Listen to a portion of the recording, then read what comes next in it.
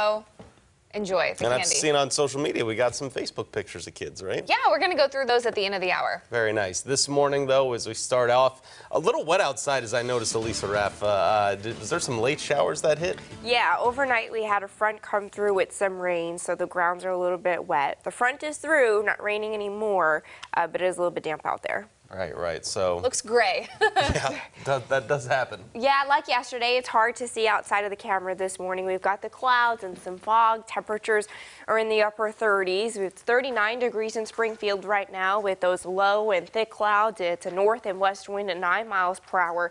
So again, that tells us that the front is through. We've only got 2 miles visibility in Springfield, 10 in Branson, and 4 in Fort Leonard, a half a mile up in Rolla. You could see those clouds are widespread and thick, but we're done with the rain. It's just going to be damp and soggy on your way to work and school. Also much colder. Temperatures are about 10 to 15 degrees colder on the back side of that front. It's 39 degrees in Springfield, 43 in Ava, and 47 degrees in West Plains as that cold air pulls in on north and northwest winds. So we're starting out damp this morning. Rain returns late, probably around or after dismissal time. A little bit of a dry but cloudy spell in between. Temperatures chilly today, 45 degrees by dismissal, with those showers starting to arrive. Lots to talk about in full weather. First flakes, hard freeze, record cold Halloween. Lots of fun stuff to talk about. We'll do that coming up in 10 minutes. Transportation is a basic need, and especially for seniors. And if you're a senior in Greene County and need help getting places, there's a new transportation option for you, as a local rideshare company is offering new services to help seniors travel. Cargo, it's a partnership that offers free rides to seniors in Greene County to certain places like the doctor's office or the grocery store. You don't use an app to request a ride, though. You can actually call to set up an appointment to get picked up. Kenan Choate says Cargo aims to help seniors who aren't used to new technology. We know that these older adults are uncomfortable with operating our app that we have available for the Springfield market. So we actually have created a phone number where they can call into our call center here and book their ride to and fro. And if you want more information on this, you can give Senior Age a call to see if you're eligible. You can also find a link to Senior Age on our website. Moving on to a traffic alert, a bridge near Willard has been closed because it's falling apart. The Greene County Route BB bridge is located northeast of Willard. MoDOT says the bridge was built in 1939 and about 400 vehicles drive over it every day. A recent inspection showed the bridge's deteriorating condition, which led to its immediate closure yesterday. MoDOT says there will be no sign detour, but you will see signs and message boards alerting drivers of the closure. Route BB Bridge is expected to reopen on December 31st. In a look around the Ozarks for you, vape shops in Greene and Webster counties can soon expect inspections. The Division of Alcohol and Tobacco Control is sending out inspectors sometime next month to check for violations of youth tobacco laws. Now, this is part of the executive order signed earlier this month by Governor Mike Parson. Youth tobacco laws prohibit the sale of tobacco products, including vape items, to those under 18. However, the CDC reported this month that there were 22 vaping-related illnesses, and a majority of those people were from between the ages of 15 and 24. Shops found violating any laws could receive citations. The city of Ozark is learning more about light pollution. That's what keeps you from being able to clearly see the stars. And now there's a special device on top of City Hall that will help collect data on how bright the city is at night. This is the meter. They told us that they've named these after the Star Wars characters, so this is Luke. Once a week we will pull this out, we will read the data, and then again submit that to the Missouri IDA to kind of evaluate that data.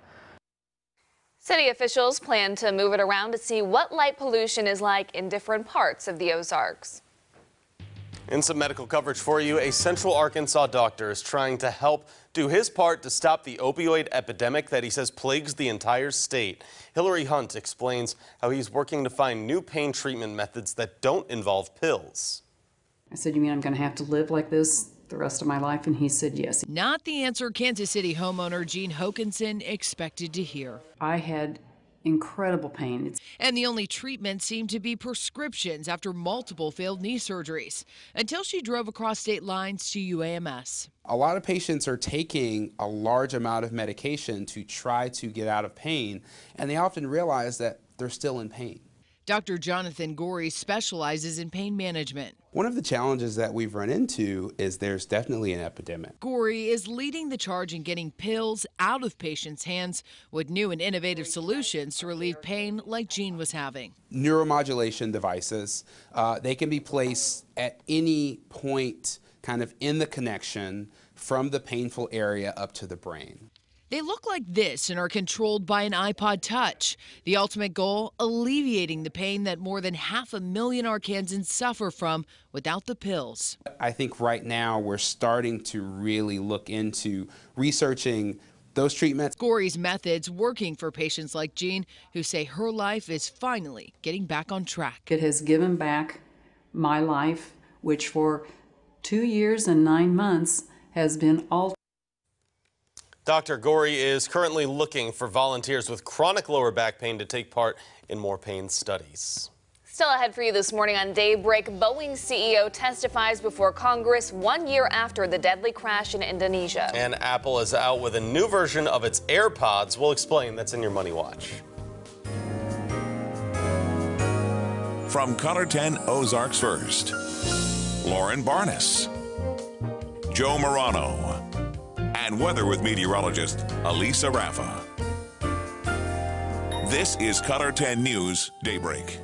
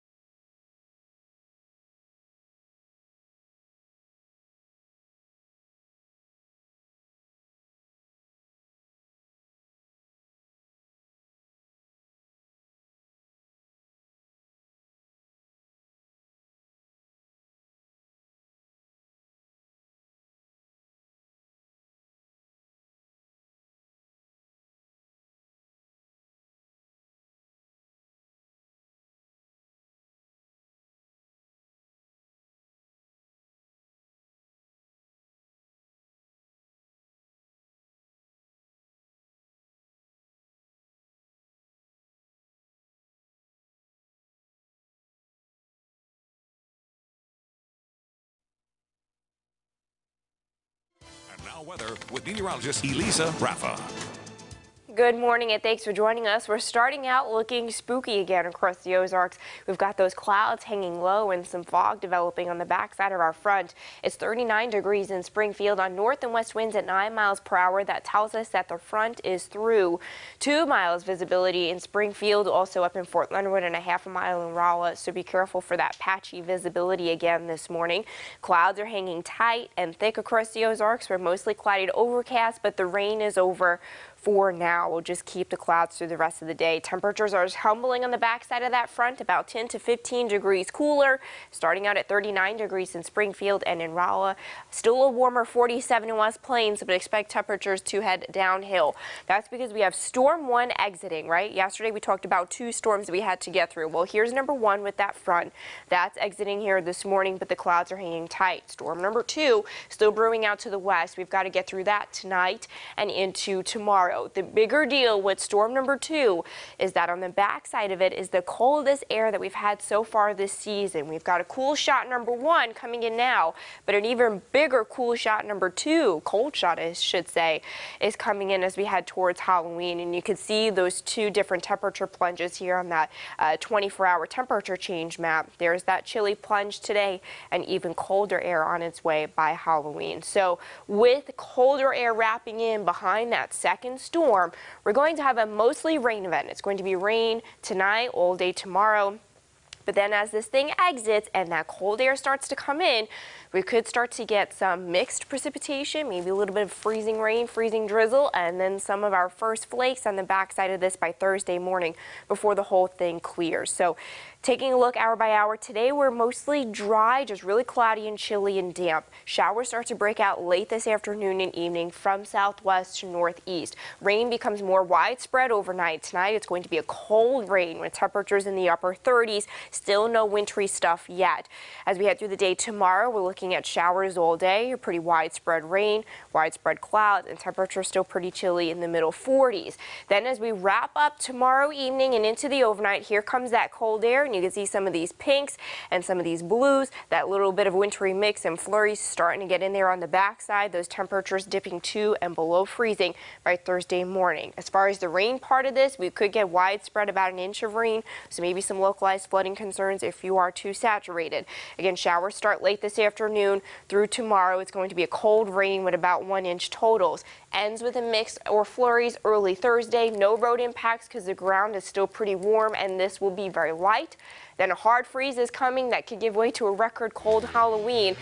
The record for coldest high temperature on Halloween is 39 degrees from 1993. And I think we could hit that, at least tie it, if not be even colder, some spooky cold there. So by the time the kids go trick-or-treating, looking at bone-chilling temperatures in the 30s, looking at that hour by hour during that trick-or-treat time, we're in the upper 20s and lower 30s by late in the evening. So the kids are absolutely going to need to be bundled. It will at least be dry with some clearing skies. After that, worry about the plants, the pipes, the pets. Hard freezes, a couple of them by Friday morning and then into the weekend. 45 degrees today, cloudy, chilly with some showers coming in late. A cold rain tonight at 39 degrees, chilly rain tomorrow, 44, cloudy, and again we'll have those showers pretty widespread. Couple of flurries possible by Thursday morning and then cold for Halloween, cold sunshine through the weekend.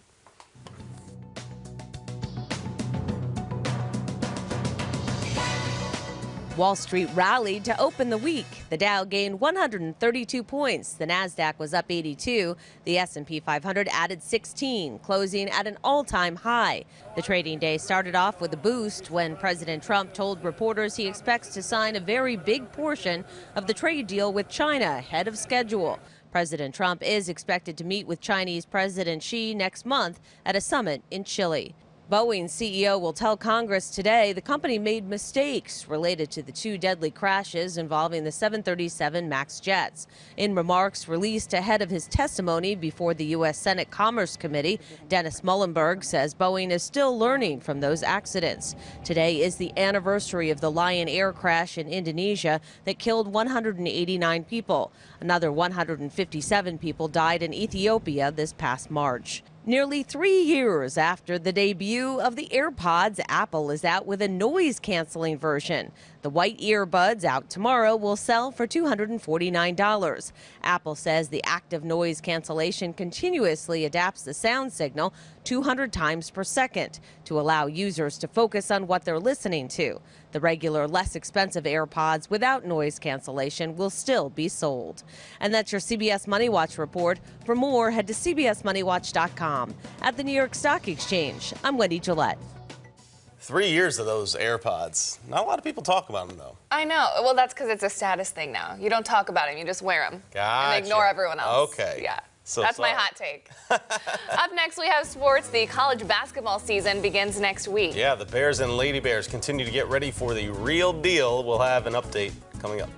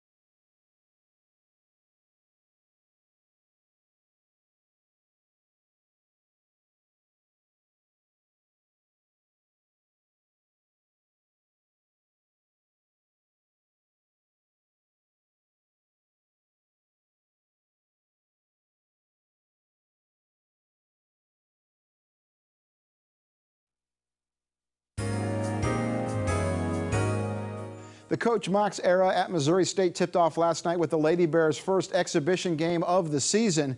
In our Bear Nation report, Amaka Agugwa Hamilton took over from Kelly Harper after she took over her alma mater over at Tennessee. Coach Mox will get a look at her new team last night against Lincoln, and then Friday night against Southwest Baptist. Lady Bears running early. Alexa Willett on the fast break takes it to the rack for a 4-0 start for the Lady Bears. Later in that quarter, the press would force a steal, and Jasmine Franklin gets the easy two. The Lady Bears were up 15-0, and then later off another steal, Ellie Ruffridge would take it down the floor behind her back and then knocks down the elbow J. 21-0 Missouri State start.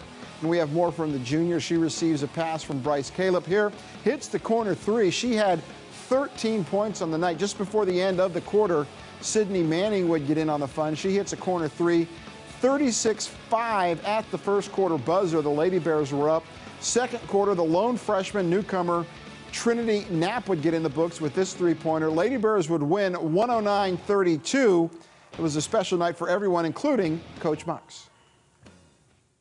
You know, I'm somebody who's just super passionate. I like energy. I preach that all the time to them. So, you know, sometimes you just got to control your energy a little bit. But I was so excited I couldn't sleep last night. You know, I'm one of those people. So, honestly, hearing my name, I turned around and looked at my husband, and he was kind of like getting a little emotional. So that was a cool moment. But after that, it was just game time. Missouri State's run through the teeth of the Valley Football Conference has one more stop. In our Bear Nation report, Missouri State will host South Dakota State on Saturday afternoon. The Jackrabbits will be the third straight top 10 team that the Bears have played. Missouri State lost to #1 North Dakota State and 10th ranked Northern Iowa. South Dakota State is ranked 5th in the latest FCS coaches poll. The Bears are 1-6. They've lost 3 in a row, but Missouri State coach Dave Steckel says his team is improving and still has its head up. I think the attitude and the culture of our team is fantastic. I keep repeating myself. And the difference is these guys love to win, they love to compete, and they haven't won. They work their tails off. They work so hard out there, okay? They're very united with each other, and their work ethic is impeccable. And back in the old days, you lose a game, I thought there was a party going on. I thought we won games, okay? Now it's unbelievably somber. It's somber on Sundays, and they just want to win just as bad as I do. I'm Dan Lucy with your morning sports. Gloomy outside as we take a look out there today. It was that way a lot of the day yesterday too. Yeah, it looks like Halloween out there for sure. Yeah, it's a good job. It's a very gray week, right? Yeah, today and tomorrow will be with the clouds. They'll hang around. We'll have some showers. Going to be damp. Pretty spooky looking. We're starting out with the clouds and fog this morning. You can see it's hard to see outside the camera. It's 39 degrees. North winds at 12 miles per hour. That tells us a cold front has come through this morning. We do have some fog concerns. Half-mile visibility in Rolla, 7 miles in Springfield, and 10 in Branson. Clouds are pretty thick and widespread, not squeezing out rain though. We're done with the rain for now. Temperatures are much colder at the bus stop by about 10 to 15 degrees in spots. We're dropping to 39 degrees in Springfield, 41 in Branson. Still a little bit more mild to the south and east, but you guys will start to tumble too. By dismissal, man, a grade of an F. Clouds, temperatures in the 40s. We'll have some showers by dismissal, and a little bit after that, it's just going to be another one of those chilly, rainy days. We'll have mostly just some dry conditions with cloud cover in the afternoon. Showers start to break out around dismissal time and then fill in more tonight. We're looking at a cold rain tonight with temperatures in the upper 30s. Then by tomorrow, we keep that rain around. Temperatures very chilly again in the 30s and 40s. Then cold air wraps around this thing. We could have a little bit of a freezing drizzle, if not a few flurries overnight Wednesday into Thursday morning as temperatures drop below freezing. We're looking at about an inch of rain out of this system between today and tomorrow before those flakes start flying around. If you need to rake the leaves, today is a bad day, tomorrow's a bad day. Thursday might still be a little bit breezy, so just the next couple of days, just pretty nasty for outdoor stuff. We could be looking at one of the coldest Halloweens we've seen in quite some time. The record cold high on Halloween is 39 degrees from 1993, and I think we'll at least hit that in the afternoon. So if we hit 39 for a high, that means the kiddos are trick-or-treating at night with temperatures in the upper 20s and lower 30s. It's going to be spooky cold for Halloween. We're looking at those temperatures again. The earlier you go, the better it will be, but still going to be pretty spooky and chilling as we head through the evening. Up next, the Kincaid fire in California has destroyed dozens of homes and businesses. Fire officials now have a timeline on when they hope to be able to have it put out.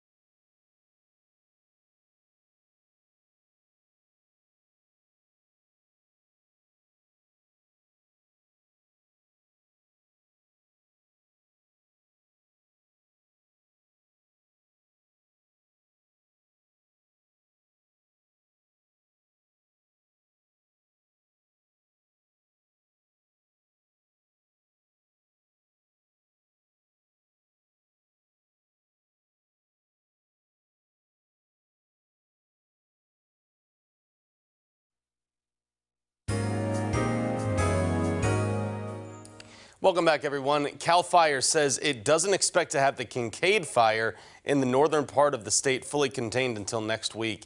It could still take weeks or months, and it has already burned an area twice the size of San Francisco. And then in Los Angeles, residents are realizing how quickly the Getty fire exploded, with a lot of evacuations happening there. CBS's Laura Podesta reports this morning. Firefighters in California's wine country are racing against Mother Nature. We're playing both offense and defense right now on two different sides of the fire. The hurricane-force winds that have fueled the Kincaid fire died down yesterday, giving crews a chance to dig in. We're trying to build more containment lines because we're expecting the winds to shift. The Northern California wildfire has destroyed dozens of homes and businesses since it started last Wednesday. Kincaid remains the most vexing and challenging. The strong winds are expected to pick back up today. This event will be another California-wide weather event. Further south in Los Angeles, the Getty fire swept through some of the country's most exclusive neighborhoods early Monday morning. It was really scary because I thought, what if the fire could catch on our house? Among the thousands of residents who had just minutes to flee, Arnold Schwarzenegger, who called firefighters the true action heroes. Folks are going to be out of their homes for a while. It is an inconvenience, but it's a necessity here. More than 1,100 firefighters battled that blaze from the ground and the air. They were literally overwhelmed. They had to make some tough decisions on which houses they were able to protect. California's utility companies say they could again cut power to about 2 million people up and down the state to prevent more fires. Laura Podesta, CBS News. While flames are approaching the J. Paul Getty Museum, it has been spared so far. Officials with the museum say its artwork is protected with state-of-the-art technology. Up next for you this morning, a contract with the Vernon County Jail to house Springfield inmates is expiring. We'll explain how it changes things for the city of Springfield. That's coming up next on Daybreak. Good morning, my name is Betty. I go to Sunshine Elementary School. Today is October 29th, and the lunch menu is nacho cheese, walking taco, cheeseburger, green beans, and carrots, fresh red peppers, and fresh apple slices.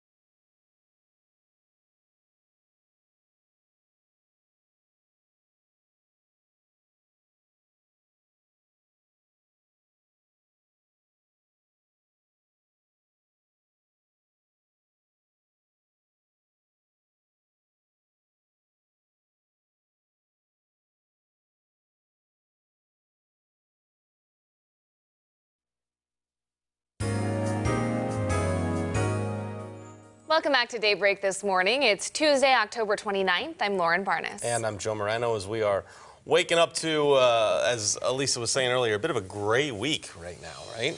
Yeah, and 3 days. yucky. Yeah, very Halloweenish, very fallish, very don't want to get out of bed. We all made it here, though, so there's hope for you. We made it here, yeah. We're just missing the blankets and the fluffy socks. Should have took those with us. That's what's needed, right? For this sort of weather? Yeah, we could probably scrounge some up from the newsroom. Should have taken them with us. We've got like a 1-2 punch of some cooler air and clouds coming in. So punch number 1 is coming in now. Yeah. With things a little bit chillier. Punch number 2 comes in time for Halloween, unfortunately. That is tough, yeah. So keep your eyes here all week because the big Halloween day is still a couple of days away. Very gloomy out there as we look outside now, though, huh? Yeah, we've got clouds out there this morning and some fog. We had a cold front come through overnight, so the roads are wet from the rain that we had last night. Temperatures are now turning cold. It's 39 degrees in Springfield on north winds at 12 miles per hour. You can see it's hard to see out there this morning. Quarter-mile visibility in Branson, 7 miles in Springfield, and 3 in Fort Leonard Wood this morning. Clouds are widespread and thick. It's mostly cloudy, but we're done with the rain for now. Temperatures have tumbled about 10 to 15 degrees from this time yesterday. It's 39 in Springfield, 36 in Clinton, 41 in Branson. Still holding on to milder temperatures south and east, but that will change as we head through the day today because these north winds are going to bring in that cooler air mass. So we're starting out a little bit damp this morning. Dry conditions this afternoon, but still cloudy, chilly, and damp. And then rain returns by the evening commute. So we're looking at some showers maybe around dismissal, but especially after that, temperatures still chilly around 45 degrees. Lots of headlines here. Maybe our first flakes, a hard freeze, temperatures really struggling on Halloween into record territory for those daytime highs. I've got lots of fun stuff to talk about. We'll do that coming up in 10 minutes. All right, Elisa, we'll see you then. In the meantime, we go to some news around the region. A local jail is making a big change in how it handles inmates from outside the area, a switch that could help boost the budget. The Vernon County Sheriff is overhauling his program to house inmates from outside the agency, but it ends a contract with the city of Springfield and begins a new one with Kansas City. These inmates will basically be just coming down here to be housed. Which is a big change from the old agreement with the city of Springfield. Main difference between the two contracts is Springfield currently requires us to do video court for them every day, which does take up time of staff inside of our jail. We do transportation for them every day. Vernon County Sheriff Jason Mosher points out the new contract has bigger payments from the city of Kansas City. It'll bring in over $1 million to the county through 2019's budget. Which is extremely important to the Sheriff's Office operation budget. That translates to a wide range of improvements at the Sheriff's Office. The revenue that's come in from the jail is what's helped keep our vehicles updated and replaced, our increased training that we've done. We've added more road deputies than what we used to have. So that's paying for a big part of the Sheriff's Office budget. But security is still number one. Kansas City inmates won't be released from the Nevada lockup, but will be taken back to KC before they're released. And the jail will never turn away Vernon County cases. Our priority is our local inmates. We hold those. If the judge sends them to jail, they're going to be held in our jail. The Springfield contract ends this week, although the jail will continue to hold up to 10 inmates for Springfield, space permitting. The jail has been averaging 40 or so Vernon County inmates and about 30 or more from Springfield. In Benton County, the Siloam Springs Fire Department responded to a gas explosion after a private contractor was removing an old fuel tank and it caught fire. It happened where an old gas station still stands. Battalion Chief Adam Rusk says the contractor was using a hot saw that ignited a spark and caused the explosion. The ADEQ was on site when this happened. The contractor had done everything by the book, and that just was one of those unfortunate circumstances where they did not get everything out of the tank like they thought they had. They spent hours before this purging the tank with fresh air, trying to remove anything that was left over. A lot of confusion, people kind of running over trying to make sure everybody was all right. We weren't sure if somebody was in the ditch with it when it blew. We just knew they were trying to get to it and they were hollering for ambulances. One person suffered minor injuries but refused treatment. People who live in Rogers, Arkansas were in a rush to clean up storm debris. Yesterday was the one day the city said it would go through neighborhoods and collect debris. Exactly 1 week after 2 tornadoes hit Benton County, there's still a lot of cleanup to get done. Community members and businesses came together to help each other get as much done as possible by the deadline. He was doing it by himself, and when we showed up, he was ecstatic. I mean, it's like the cavalry come in, you know. And but everybody on the street is blessed for not losing anything more than just some materialistic things. I get what I can get out. That was Robbie Williams with the TNT Tree Service. He also added that he thinks it will take about another week to get some neighborhoods completely cleaned up. In less than a year, you won't be able to board a plane using your Missouri license unless it meets real ID requirements. The new guidelines begin October 1st of 2020. A new study shows 3 out of 4 people are not ready for that change, and some aren't even aware of that deadline. Officials at the Springfield-Branson National Airport will be talking to us this week and will share what you need to know so you aren't left grounded next October. We've got a damp start out there this morning. Roads are wet from overnight rain, but it's not raining right now. We also have some patchy fog. Visibility is at 7 miles in Springfield and a quarter mile in Branson. It's also much colder out there too. Details on a chilly, cloudy day ahead coming up next.